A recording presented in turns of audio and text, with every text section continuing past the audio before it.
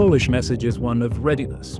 Every time these Zapad exercises come round, and they happen on a 4-yearly cycle, everybody is on alert because they're paying close attention to what Russia and Belarus are going to do with the troops that are involved in the exercise, whether this could spin off into something that actually poses a threat to a NATO nation. Poland is saying, we're ready for this, so don't try anything. The Zapad exercises, every time they happen, have a scenario which supposedly is defensive, but actually practices Russia launching assaults against its neighboring countries. And that obviously is why Poland is particularly concerned. In every case, of course, Poland has to be ready that these exercises, as we've seen happen in the past, could actually turn into the real thing. Now, a lot of people in 2021 saw how troops were effectively left behind after the Zapad exercises as part of the buildup for the eventual full-scale invasion of Ukraine, for example.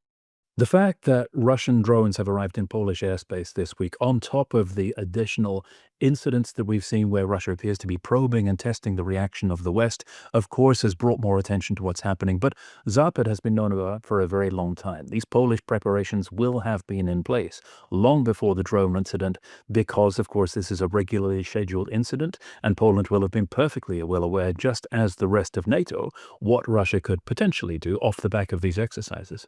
There's still an ongoing conversation about whether it can be said with certainty that the Russian drone incursions into Polish airspace were a deliberate test, a deliberate provocation, as opposed to recklessness or something resulting from Ukrainian countermeasures. But really, it doesn't matter. What's essential now is for not only Poland, but European NATO, NATO more generally, to do something that makes it plain to Russia that this must not happen again. Because if Russia comes away from this, thinking that there are no costs or consequences for sending drones against Poland, then they will do it more and they will do it bigger.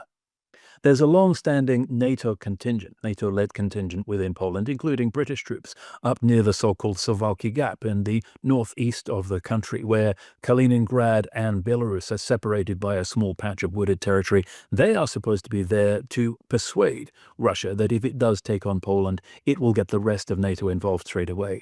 But we also shouldn't forget that Poland itself is several years into a massive rearmament program. They've been spending enormous amounts of money on rebuilding their armed forces, re-equipping them, buying arms around the world to make sure that they're ready for the Russian threat.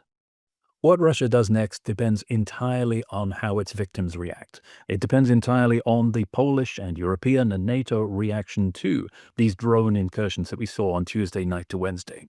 If there's no reaction or a complacent reaction, Russia knows that it can push further and harder and do more that is even closer to an overt act of war against NATO. If, on the other hand, there's a strong response, then Russia will understand that a red line has been reached and probe elsewhere. There's been a practical demonstration of support for Poland from a number of European NATO countries, sending small contingents to reinforce Poland's own forces.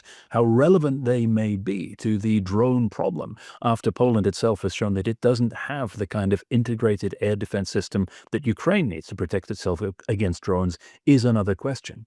Plus, of course, you have to ask, what are those troops and assets not doing that now has to stop as a result of them being sent to Poland? But in any case, as a practical demonstration of NATO unity, yes, this is valuable. And it will show Russia once again that Poland cannot be picked off as an individual country without its allies coming to its help. Russia has shown conclusively that it has no interest in ending the war. It's been offered by the United States effectively the terms that it was demanding for Ukraine's surrender and all of the conditions that it put on that. But, rightly or wrongly, Putin and those around him have concluded that it is better for Russia to push on and continue grinding forward on the front line, continue attacking Ukraine night after night, targeting its cities and its civilians, than it is to accept those peace terms, pocket the gains, and go for a ceasefire. So for the time being, Russia simply has no interest in ending the war.